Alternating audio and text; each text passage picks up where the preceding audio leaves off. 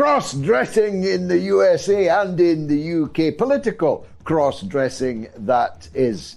And that's not for whom the letters are coming in. They're coming in against Rishi Sunak. That's right, the 1922 committee, that oddly named Assemblée of conservative men in grey suits, are getting busy counting the mail all over again. A challenge for Rishi Sunak is incoming, and the war drags on, but increasingly to the disadvantage of NATO. They have to piss or get off the pot, as we say in Glasgow, because if NATO doesn't enter this war soon, it's going to be all over by Christmas. And if they enter, it's all over for all of us long before the festivities. All that and a look at the workings of the political systems on both sides of the Atlantic. How the right became the left and the left became the right, and actually none of it means anything anymore. It's going to be a bumpy night, so fasten your seatbelts. It's the mother of all talk shows.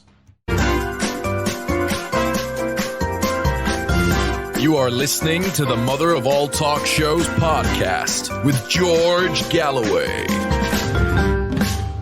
I told my editor I was going to be concentrating on the issue of cross-dressing, but he misunderstood, so he's dug out all kinds of pictures of Eddie Izzard and the rest. That's not the cross-dressing I want to talk about.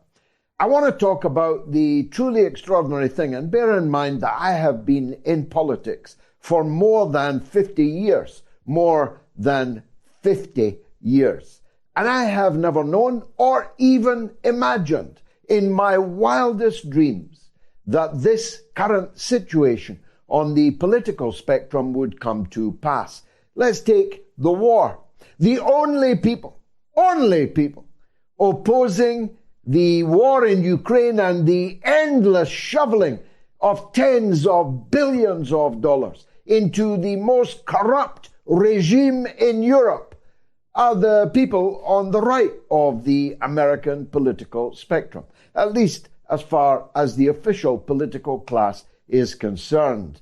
Dr. Cornel West, running for the Green Party, is, of course, totally outstanding on this subject and rightly identifying the existence of NATO as a major part of our problems and promising to wind it up if he, in the unlikely event, becomes president. Robert F. Kennedy Jr., ditto.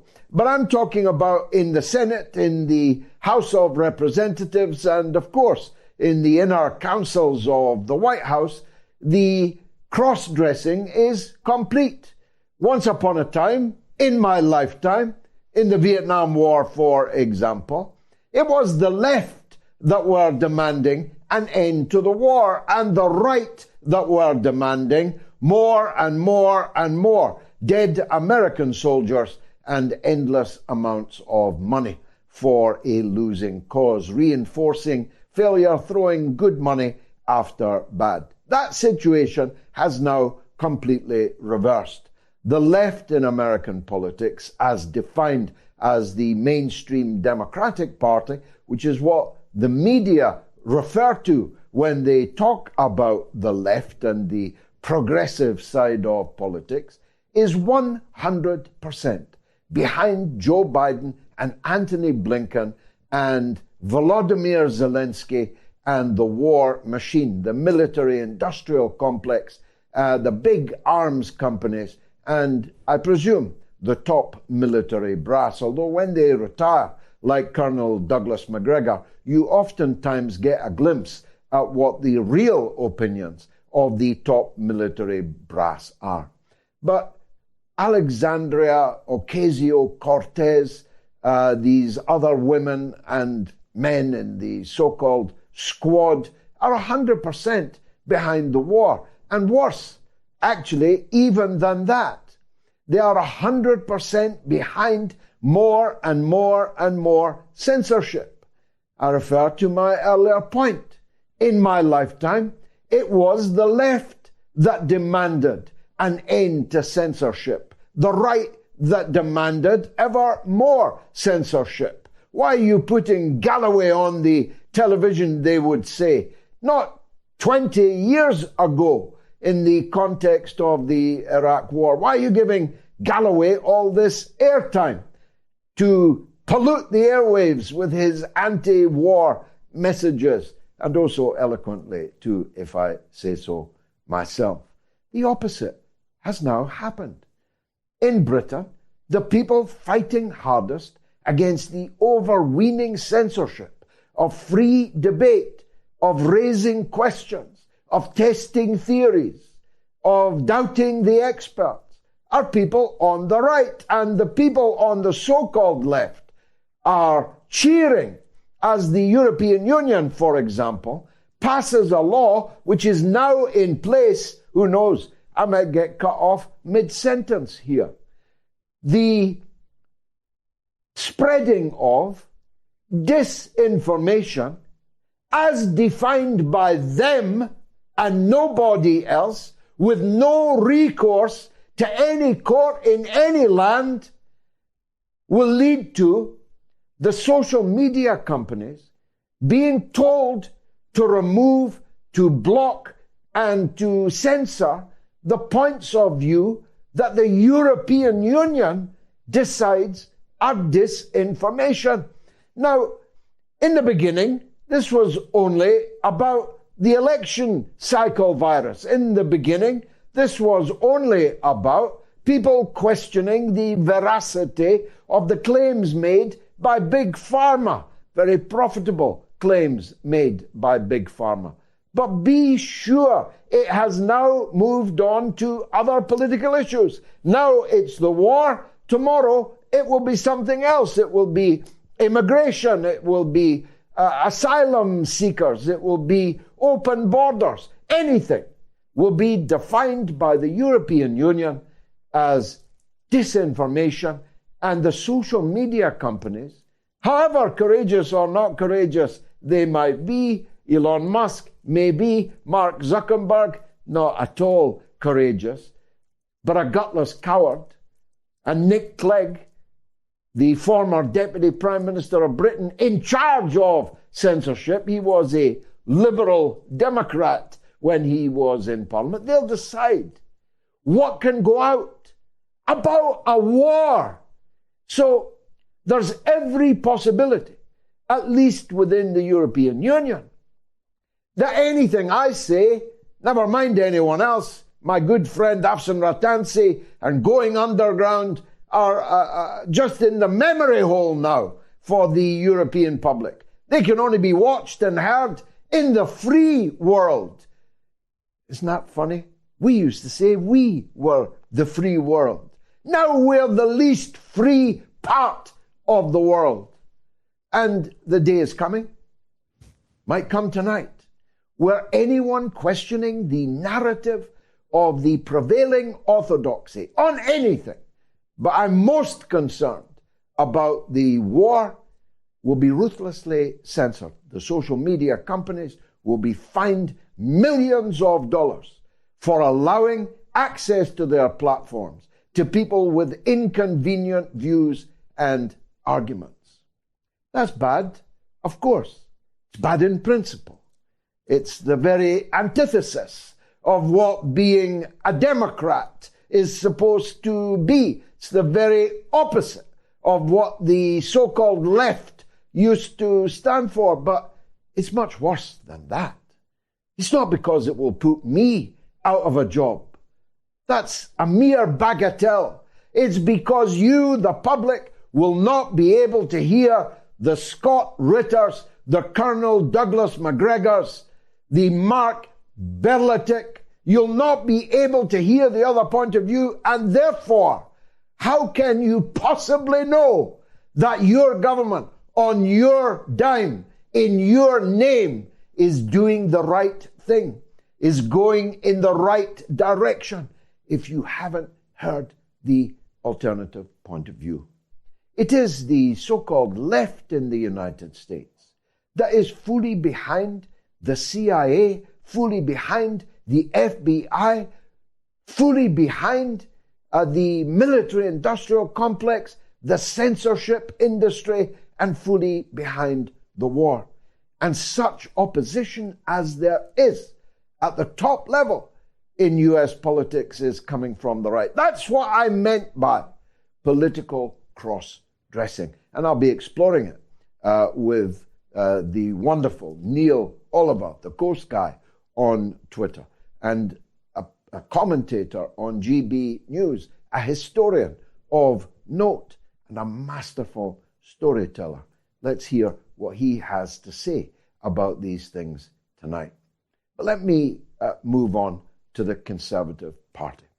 Rishi Sunak, or for American viewers, Rashid Sunak, go figure, as Joe Biden said. Mind you, Joe Biden this week said on television, live, when thanking the man who just introduced him, Pete Buttigieg, he introduced him, or referred to him rather,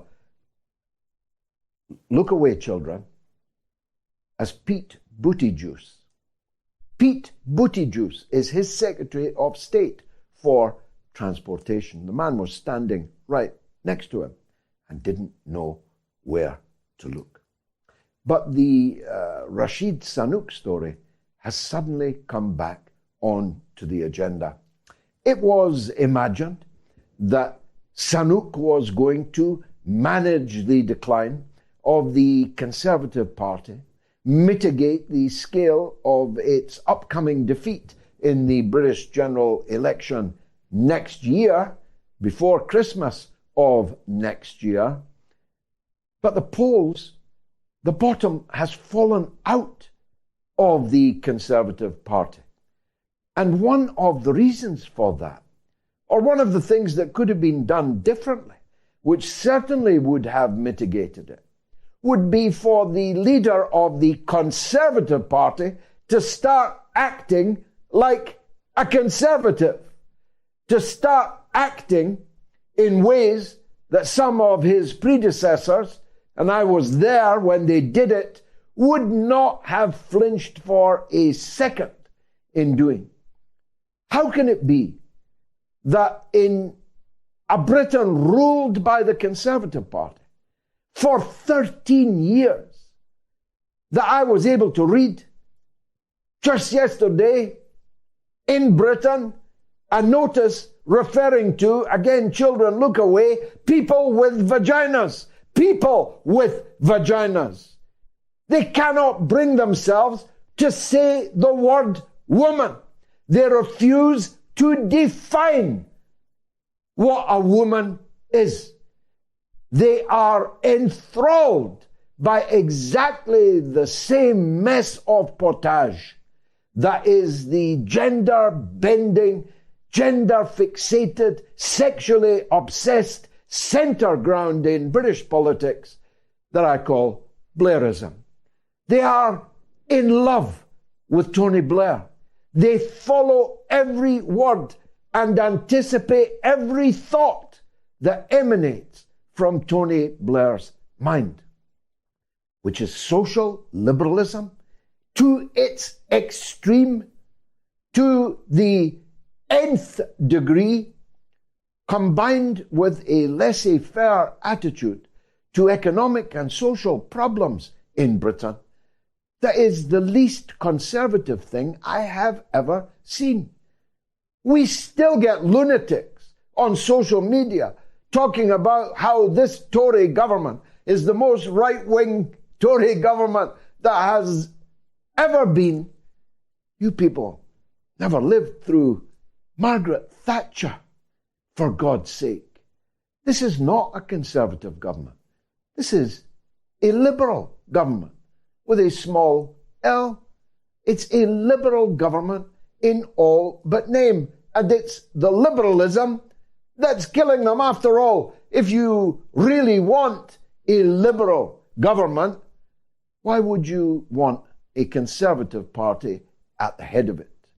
If you really want thousands of people to cross the English Channel in rubber dinghies almost all of them men, almost all of them men of fighting age, who've lost their passports but managed to hold on to their mobile phones, to then be billeted in some of England's best 3- and 4-star hotels.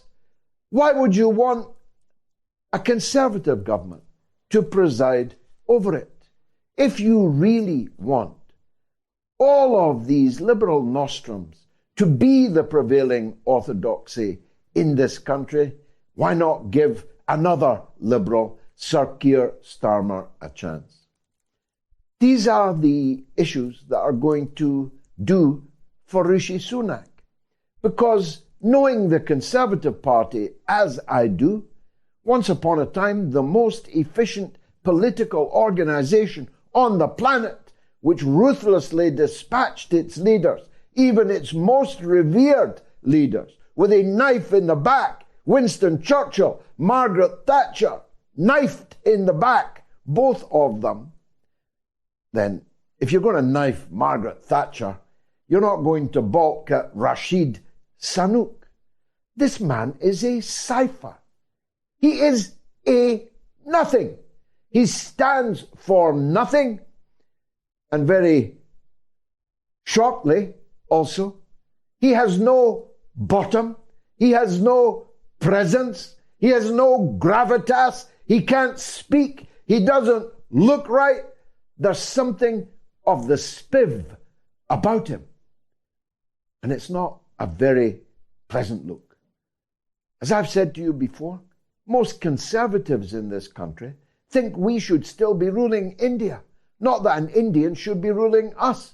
Moreover, an Indian on the make, an Indian who married a billionaire-ess, and whose father-in-law, by the way, is still doing a roaring trade in both Russia and China, when our companies are being stopped from doing any business with Russia and much business with China. Huawei out the door. Rishi Sunak's father-in-law's business doing a roaring trade in China. This man is so flimsy, so insubstantial. It is a wonder that it has taken so long. But it's now happening. There's something for viewers overseas called the 1922 Committee. Crazy name, crazy people. These are the men, overwhelmingly men, in grey suits. They are the men that go to one Tory leader after another once they have outlived their usefulness. And their usefulness is only measured, only, by whether or not the members of Parliament can hold their seats at the next election, or whether they're going to have to go out and try and ply their trade elsewhere in an inhospitable market. The 1922 Committee governs the business of the Conservative Party in Parliament in Britain. And if enough members of Parliament submit motions of no confidence, then automatically a new election contest is triggered. Now, I know there have been an awful lot of them, and it's quite hard to keep up. Somebody called Grant Shapps is now in charge of the war effort. Well, you know him as Grant Shapps. I know him as a Mr. Green, because our new war leader actually has multiple aliases and invents customer comments effusively praising the various businesses, failed businesses, that he was hitherto involved in, and he invented every single one of those quotes. So Mr. Green, or Mr. Shapps, is now in charge of the Light Brigade, to which I shall return in a minute. But the Conservative Party will not sit by for very much longer and wait for Rishi Sunak to ride them into the guns. These are not the gallant 600. There's nothing gallant about the Conservative Party in Parliament. They are concerned only with their own individual prospects at the upcoming general election. So my view is that Rishi Sunak is toast. And these letters, I'm told, are now coming in thick and fast. So expect a challenge to the leadership of the Conservative Party before the autumn leaves have stopped falling. Lastly, on the war, because I'm about to speak to Brian Berletic, who knows more about war than almost anybody anywhere in the media market. The charge of the gallant 600 into the guns at the Battle of Balaclava took place, in case you don't know it, in a place called Crimea. It was called the Crimean War. It was a precursor to the First World War, and the levels of slaughter and carnage that were experienced in that war had never hitherto been seen in the history of warfare in the world. We may now be about to have another Crimean War, because the increasingly exposed and corrupted regime in Kiev have really only got one last shot. Their offensive, their counter-offensive, has failed and failed and failed again. The game-changing equipment, materiel, weapons that were supposed to arrive and turn the tide have all failed miserably. Do you remember the Abrams tank, the Chieftain tanks, the F-16s, the depleted uranium bombs that the departing Ben Wallace bestowed on the people of Ukraine? None of these weapons has made a blind bit of difference. There's only one thing left, and that's to provoke a nuclear war. And that nuclear war will be provoked in any one of many circumstances, but the most significant of those circumstances is if NATO makes a serious effort on the ground to recapture Crimea. If they show the slightest sign of being in a position to conquer the Crimean Peninsula, then the World War is on. Because for the Russians, that is an existential matter. And a tactical nuclear weapon, or two, or three, will be fired at the Ukrainian forces if they so much as seem to be ready to encroach on the Russian territory of Crimea. A new Crimean War, anyone? Well, let's see what Brian Berletic thinks. He's coming up right after this. It's the mother of all talk shows.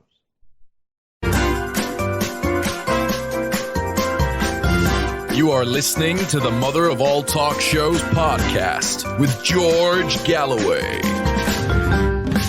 Now here's our poll for tonight. Will there be a nuclear war between the US and Russia in the next year? Most of you appear oddly sanguine about that.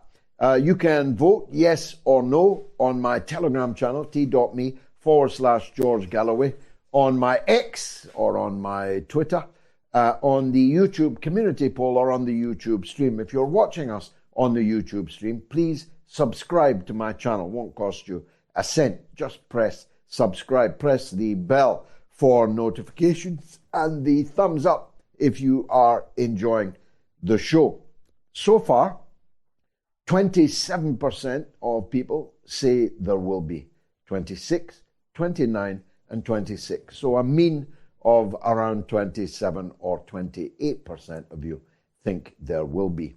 But getting on for 3/4 of you think there will be no nuclear war in the next year at least.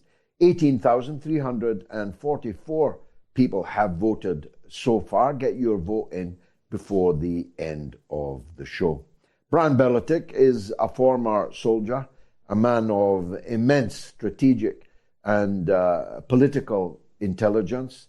His new atlas is indispensable in the world today as all the maps, the political maps at least, are being redrawn. He's a regular guest on the show and a very popular one at that. Brian Berletic, thank you very much indeed for joining us. I posed the question on the poll because Tucker Carlson was very clear that there will be a nuclear exchange between Russia and the United States. I myself am equally persuaded that there will be. But as you may have just heard, only about a quarter of the public think that that is a serious proposition. You're a man who knows this game. What's your view? Maybe a lot of people are voting because they don't even want to imagine that such a thing is possible. And I think in Moscow and hopefully in Washington and in London, there are at least some people who feel similar to that. They do not want to see a nuclear exchange. They know it'll be catastrophic for everyone on all sides. Russia has the largest nuclear arsenal on Earth. They're constantly upgrading it. They have brand new intercontinental ballistic missiles that just came into service. They're preparing this because they do understand the gravity of the threat. This is a proxy war being waged against them by the US, by the rest of NATO, and they understand the real danger that it poses to them. It is an existential threat to Russia. So they're taking it very seriously. Also, we see a history in the West of them being unable to accept defeat, being unable to reverse gear, but also now they're unable to succeed on the battlefields, proxy and directly. So it's a very, very dangerous situation. And I believe that there is a possibility. However small, there is a possibility. It only has to happen one time. There only has to be one miscalculation for this to go catastrophic. Well, their multi-warhead Sarmad missile is now on duty, on active duty. This is a rocket that, if fired from Kaliningrad, will destroy London, Birmingham, Manchester, in Glasgow, at least in an instant, and will be here in around 7 minutes from Kaliningrad. And I'm sure that Americans and others, French people, German people, have an idea what their main targets would be at the hands of the same rocket. The Russians are not deploying this for a laugh. They have not put this on active duty for a laugh because, Brian, you know this very well, when you're fighting a war thousands of miles away in somebody else's country, that's not an existential matter for you. But if you are fighting a war literally on your own doorstep and increasingly inside your own country, that is an existential matter. And therefore, there are no holds barred. There wouldn't be for any nuclear-armed country threatened with destruction, dismemberment, and ruin, would there? Absolutely. And I think the problem that we see is policymakers in Washington are so used to waging war so far abroad. And even this proxy war they're waging against Russia in Ukraine, this for the West is not existential. This might be existential for the existence of NATO, but this is an organization that does not need to exist. It has not needed to exist for decades. It's questionable whether it ever needed to exist. And so the stakes are completely different for the West as they are for Russia. And the West has a very bad habit, and they've done this all throughout this confrontation with Russia before this current conflict began and all throughout this current conflict, underestimating Russian resolve. They seem surprised that Russia went into Ukraine in the first place. They seem surprised that the defenses in the south, in Zaporozhye, are so formidable that Russian people are standing and fighting and defeating these NATO-trained in arms Ukrainian forces that were supposed to roll right over Russian defenses. So this is a big problem when you have policymakers who have constantly underestimated Russia, who cannot seem to get into the head of policymakers in Moscow and understand how serious it is to them from their point of view. This is the making of an error in judgment, a miscalculation that could lead to something catastrophic. And many people on the left and the right, inside the military, in diplomatic circles and out of it, have been warning about this for a very long time. These miscalculations surely began with the Gorbachev, Bush Senior agreements and the assurances that were given to Gorbachev that if the then Soviet Union did not oppose the coming down of the wall, the reunification of Germany, the withdrawal of Russian forces from Germany, that NATO would not expand 1 inch to the east. That was the word that Secretary James Baker actually said. We know that because he wrote it in his own memoirs. They also completely failed to hear Putin's Munich speech in 2008, when again he spelt out all of the consequences that might flow from the expansion of NATO and its inexorable drive to the east. Are we led by fools or knaves, Brian? Sometimes it's very hard to tell the difference, and that's absolutely true. That is a very good point. A lot of people should keep that in mind, that NATO has constantly expanded east, even after the Cold War was over, even after the collapse of the Soviet Union. This entire conflict in Ukraine is about NATO expansion eastward. And it goes beyond just mere expansion. It's the way that it is expanding. The West poses as if these nations chose to join NATO, when in reality, these were regime change operations, the installation of a client regime that would then join NATO, even if it contradicted that nation's best interests, which, say, in Ukraine's case is absolutely true. Georgia, the government was overthrown in 2003. Then the U.S. and NATO armed it. And then Georgian forces attacked Russian forces in 2008. Imagine that happening again in Ukraine, but on a much larger scale. This is the threat that Russia was reacting to.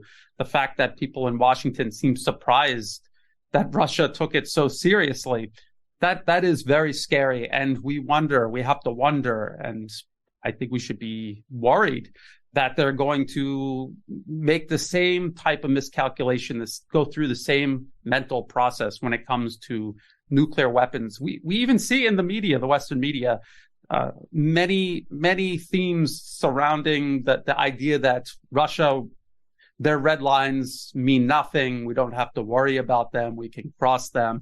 Russia won't do anything. But again, it only takes pushing that button one time, and everything will be over. Let me ask you a question, Brian, that tantalizes me. I alluded to it in my introduction. When we hear from people like you, military men who've been on the inside, Larry Johnson, Scott Ritter, Colonel McGregor, and so on, we hear a very different perspective to that which the politicians in charge of the military, at least nominally, are the breeze that they are constantly shooting. Is there a tension between the people who actually have to do the fighting and dying until it becomes nuclear, in which case we all die and nobody fights? I'm just wondering if you fellows are somehow an aberration, or whether there exists inside the military, intelligence, security apparatus, serious misgivings about the road that the politicians are taking us down. I think, fortunately, that there are people on the inside who understand all of this. After all, a lot of my analysis surrounding the conflict in Ukraine, you and I have talked before the offensive was ever launched. We talked about how it would be a failure. How did we know this? How did I know this? I was reading through the Western media, and in between the propaganda, you do see the actual facts that all added up to this upcoming offensive being a catastrophic failure. And so that means that there are people there collecting actual facts, and they are in place. The problem is that a lot of people who do understand how this all really works, they're not allowed to put that together into a report that says, no, the offensive is impossible. This whole project is impossible. You should stop now before you squander any more life or move us closer to nuclear annihilation. They're not allowed to do that for political reasons. And that is the problem. There's a political agenda disconnected from reality. And I think the further forward that it goes, the further away from reality it gets. And that is so dangerous, and especially because of this point you're bringing up tonight about the potential for nuclear conflict. Now, the truth is, the commander-in-chief, not just of American forces, but effectively all of America's allies, is a few sandwiches short of a picnic. He is unlikely to thrill the troops, and increasingly as he goes around the U.S., he's greeted by a chorus of abuse, some of it very vulgar indeed. But the situation is still that if he gave the order, it would be carried out. Anybody feeling safer going to bed tonight that if Joe Biden orders events that will ineluctably lead to a nuclear war, that everyone will carry out their duty, salute and say, yes, sir? Well, some people might suspect that U.S. President Joe Biden is not actually really in charge of anything. He's not even apparently in charge of his own faculties. But then does that make it any better? Because then we don't actually know who really is in charge or who really would make that call. And it is a frightening prospect if the decision was made. I believe that people further down the chain of command would carry out their orders. That is how everything is set up to operate. They don't really have the ability to question it or to protest it. And so what we have to really hope, we ourselves have to make noise about this, but what we have to hope is that there are people on the inside talking about this and trying to steer things away before it even comes to that decision. The conflict in Ukraine has been a disaster for the West.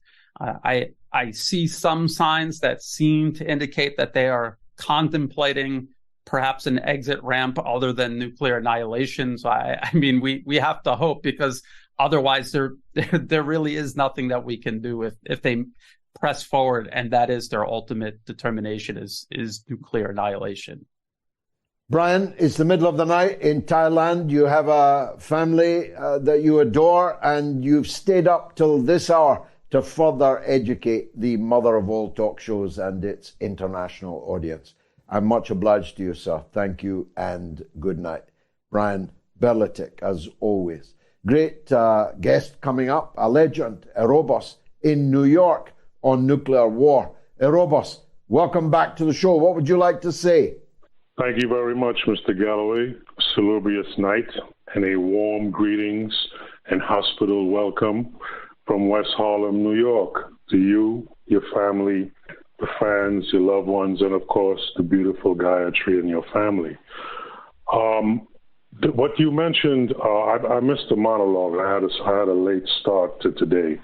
I missed most of your monologue. However, what you said with Brian Berletic there, Brian in Bangkok, about people not believing. This is a conversation I had with Garland Nixon when we did Rage Against the War Machine, which was, the People's Party with the libertarians and our allies like this. And this is the key, it struck a chord with me when you said that, because this is the key why the turnout for these events are not like the Central Park event, or like the event you did 20 years ago, a little over 20 years ago now, which would be, the anti-Iraq invasion. In New York in the 80s, they had about 1 million people in Central Park. But the generation of people then seemed to remember the threat, the actual threat. And I think, the whole thing, even though it was performative, of diving under the school table, the school desk, as children, it sort of stood in the mind. It inculcated in the mind. And would also go into why there's so much resistance from the liberals and from the liberal sympathizers. These people, a head full of guano, and they're very parochial and petty because they genuinely do not believe that a nuclear war can happen. It's beyond the scope of their imagination. They can't even fathom what a nuclear war is or what it would do, even though the Oppenheimer film, where, it's all over the place, it's all over the world. To them, that's just entertainment. And that's a core problem. That's a fundamental issue. Like I said, it moved something in me when you brought that up with Brian Berletic, because it puts the hammer right on the nail, the precise point of why we get so much resistance. We did the Humanity for Peace rally with the LaRouche Schiller Institute. It was their thing, and Scott Ritter and everybody came out right across the street, Dam Hammerstag Plaza across the street from the UN here in New York. And it was the same thing, right? It was a small group of people, and then, you had the PSYOP agents coming out and trying to disrupt the thing. But these people and at the risk of being redundant, because it is important, they at their core, they think that they're going to continue on with their careers, with their life, and they fundamentally don't believe that a nuclear war is going to happen. And I'm in the boat with you. I do not want a nuclear war for them to be convinced by this action. There's a meme, and I'm just going to finish with this.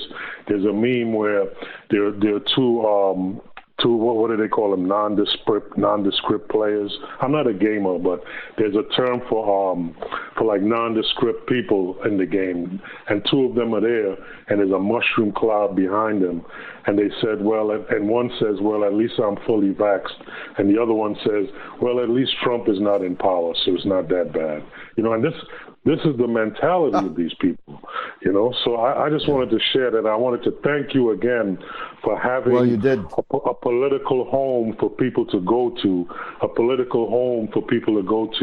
and express not just their vote, but their desire to change the country by fighting the establishment. Without a political home, it's just talk, analysis paralysis, retweets, subscriptions, and all that foolishness. Everybody's going to be dead with a nuclear war. So thank you again, and thank the Workers' Party of Great Britain, and forward and onward we shall go. Thank you very much. God bless you, Erebos, the legend in New York. Just remember that sentence he just said. Everybody's going to be dead if there is a nuclear war.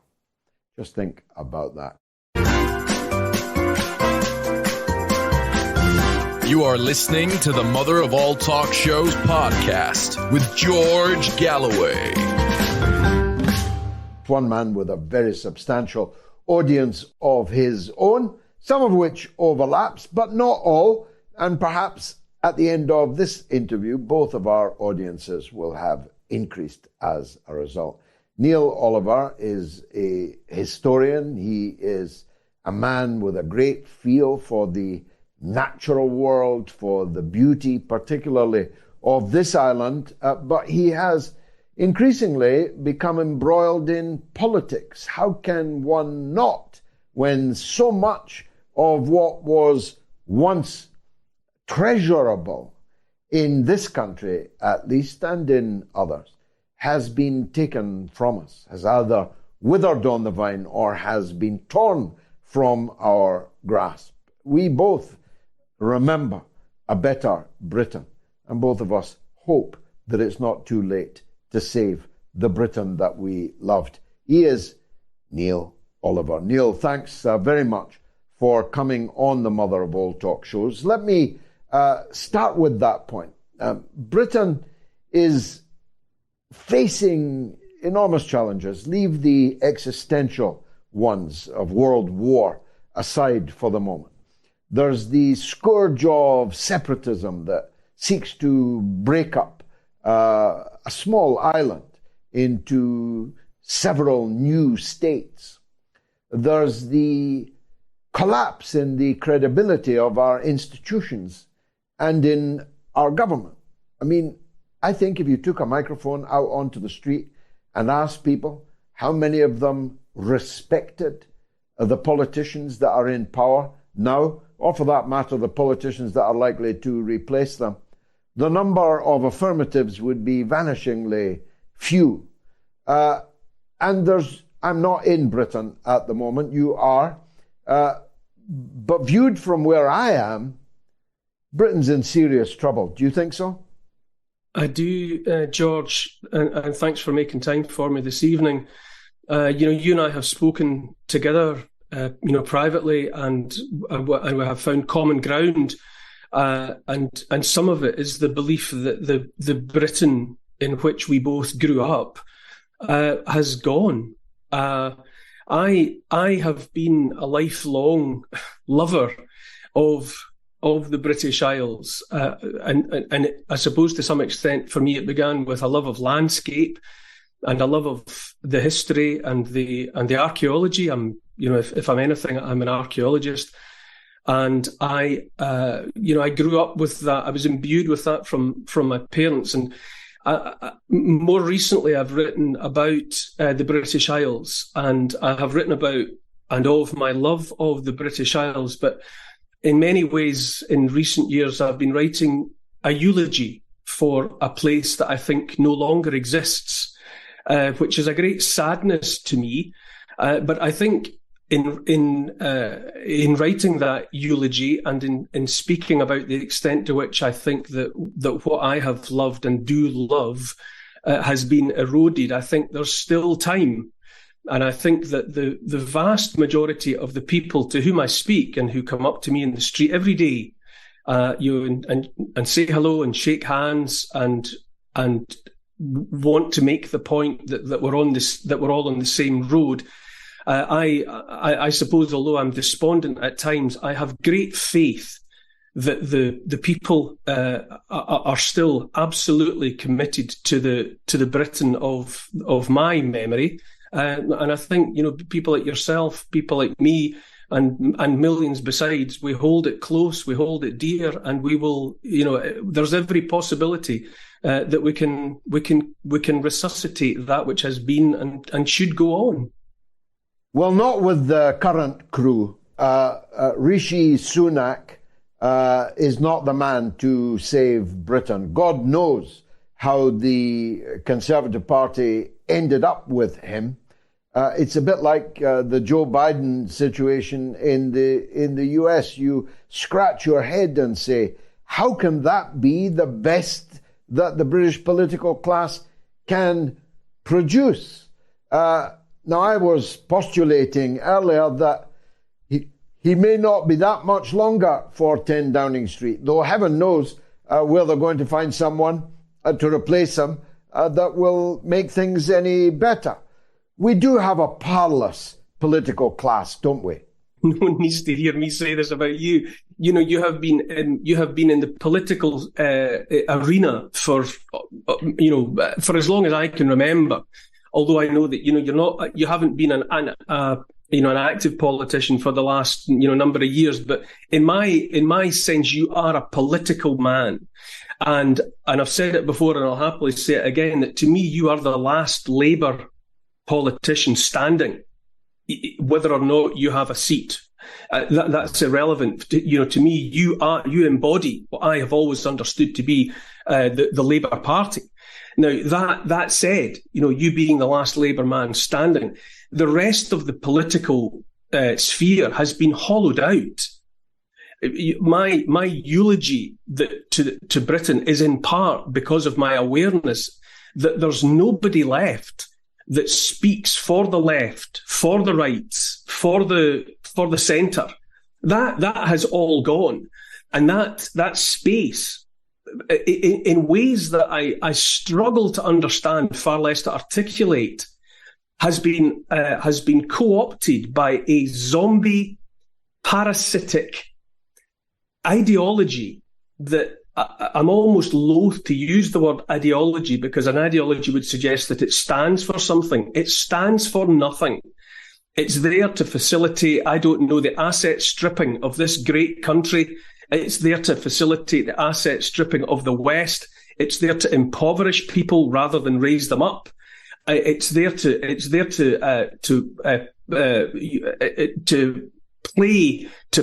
make the case for those who seek to profit from our demise.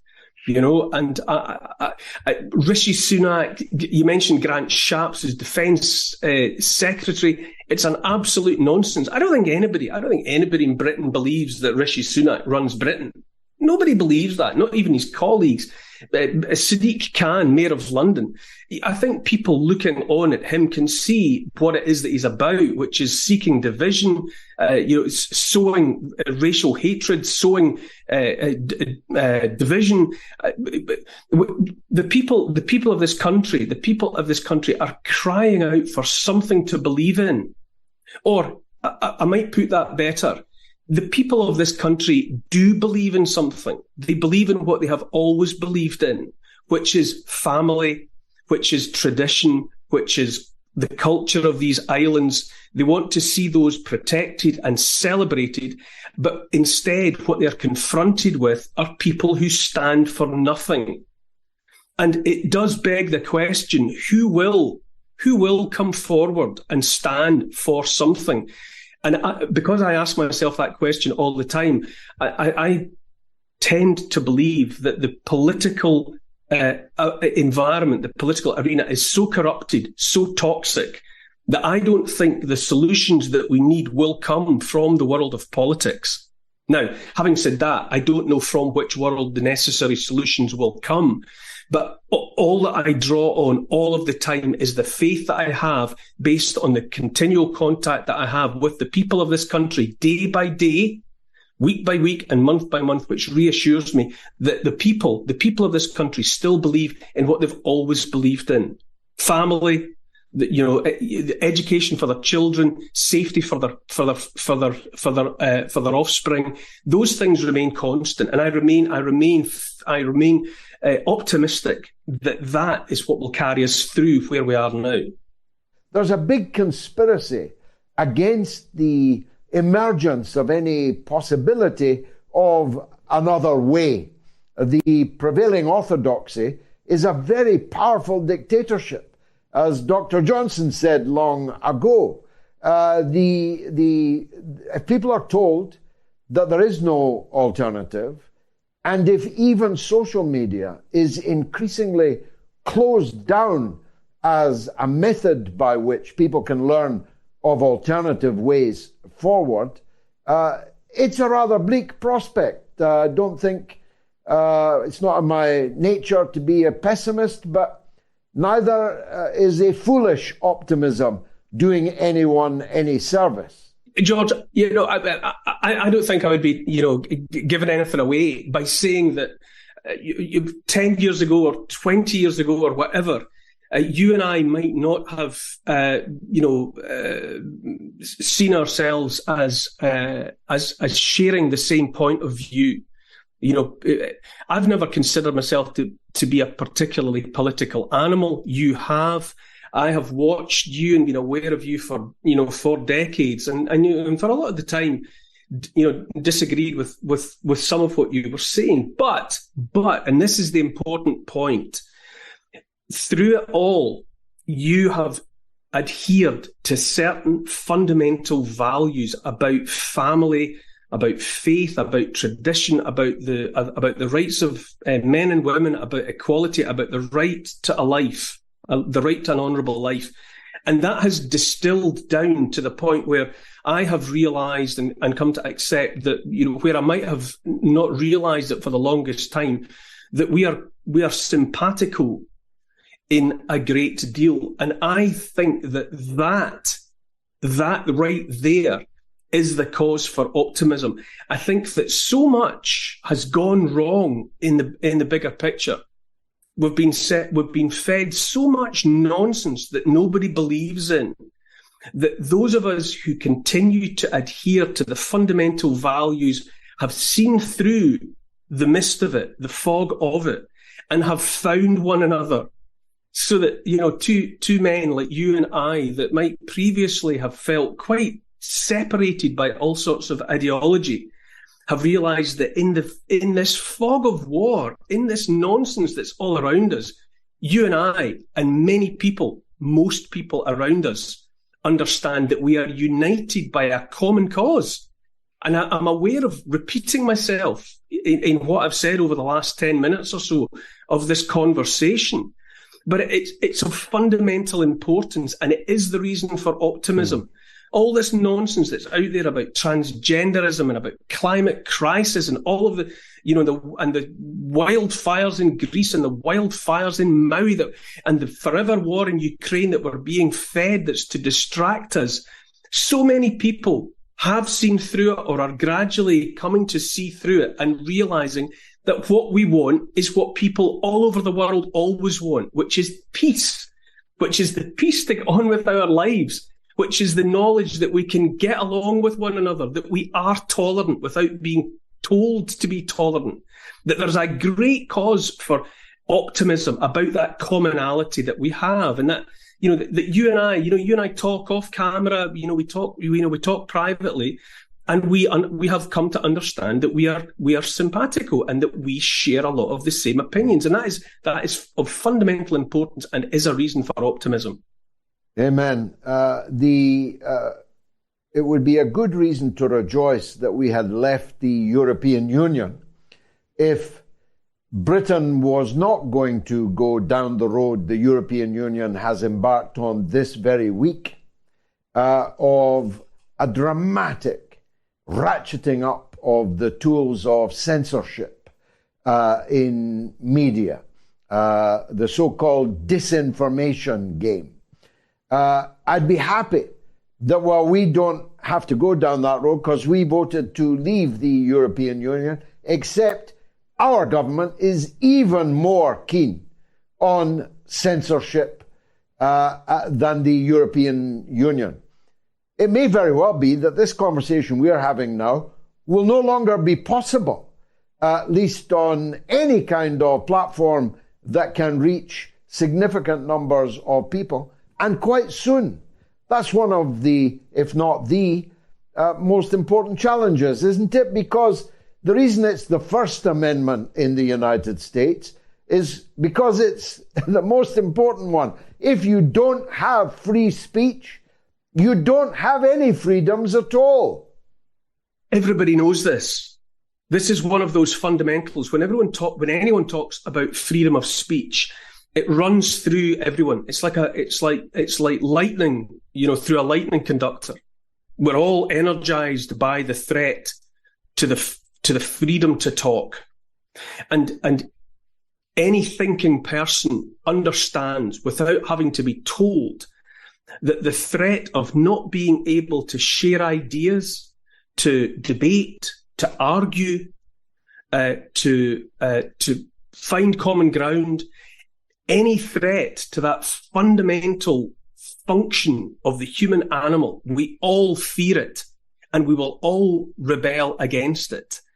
I think it's a strange irony that the internet was conjured into being in the 1960s, and it has enabled millions, billions of people to talk to one another. That was a collateral benefit. That wasn't why the internet was built. The internet was built so that the US military could maintain connections between its computers.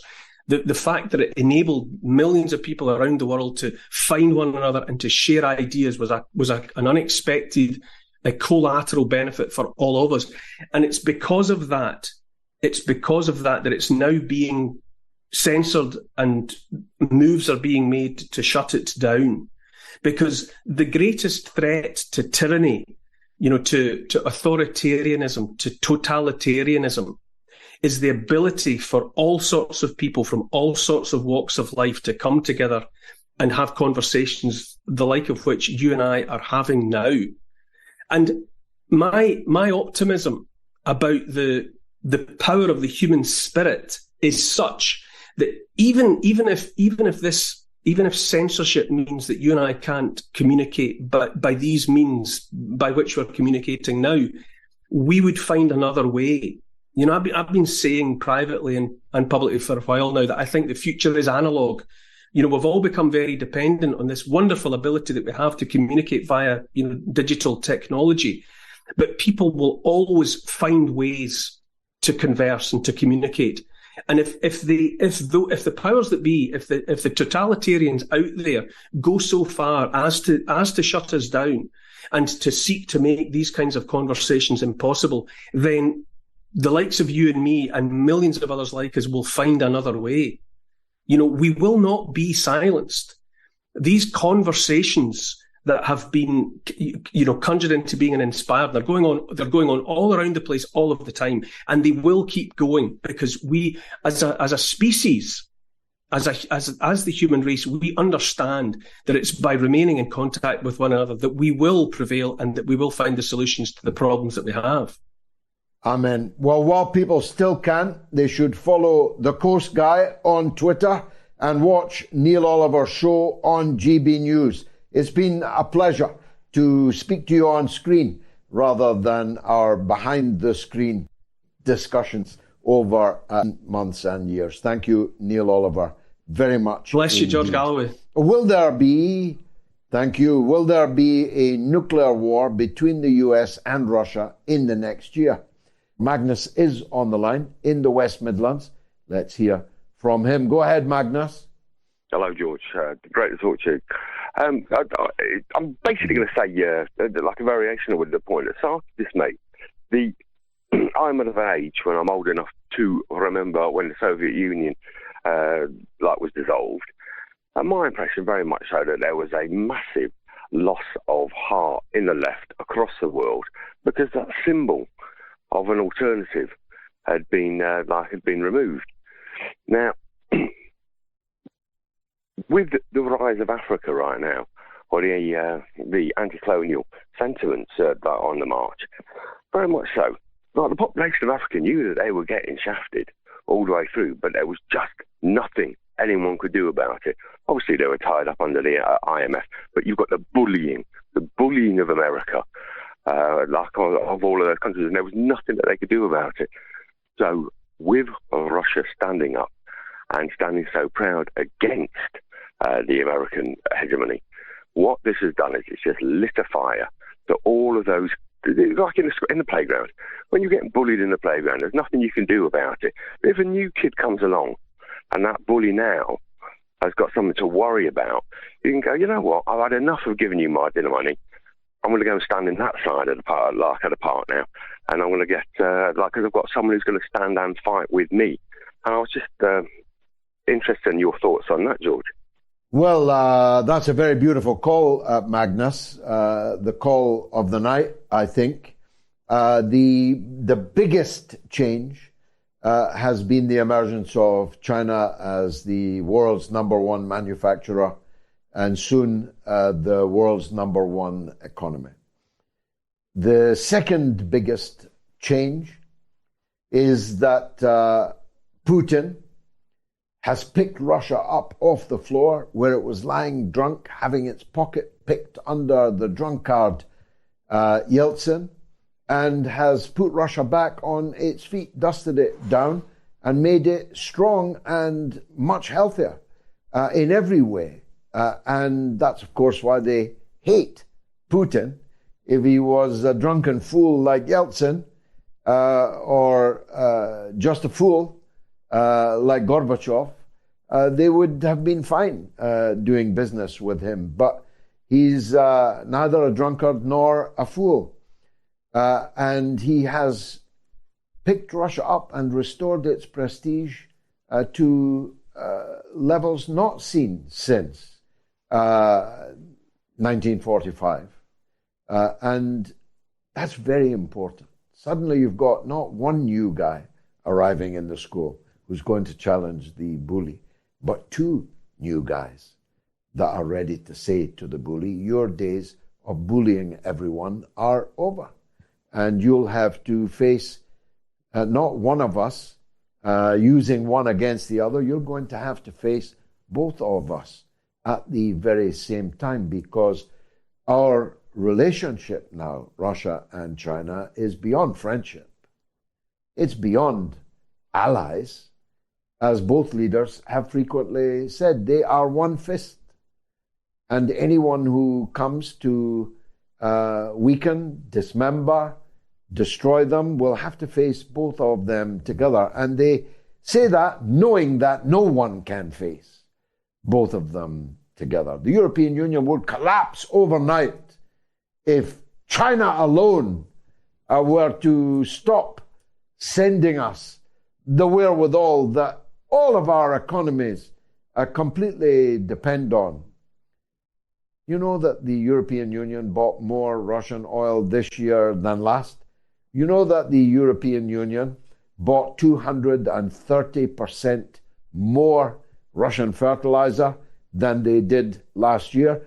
You know that the United States has imported 5 times more Russian uranium in the last year than they did the year before? None of these economies could survive the total and irreversible breach in relations with both China and Russia. Indeed, if China were to dump the United States debt, which it could very well do, and live to tell the tale, the United States of America and its currency, the dollar, would be no more. So it is, in a way, a race against time, Magnus. That's the cause of urgency, because maybe they want to blow everything up before they have lost their dominance, their domination, which, don't forget, they have enjoyed for, 300 years maybe more.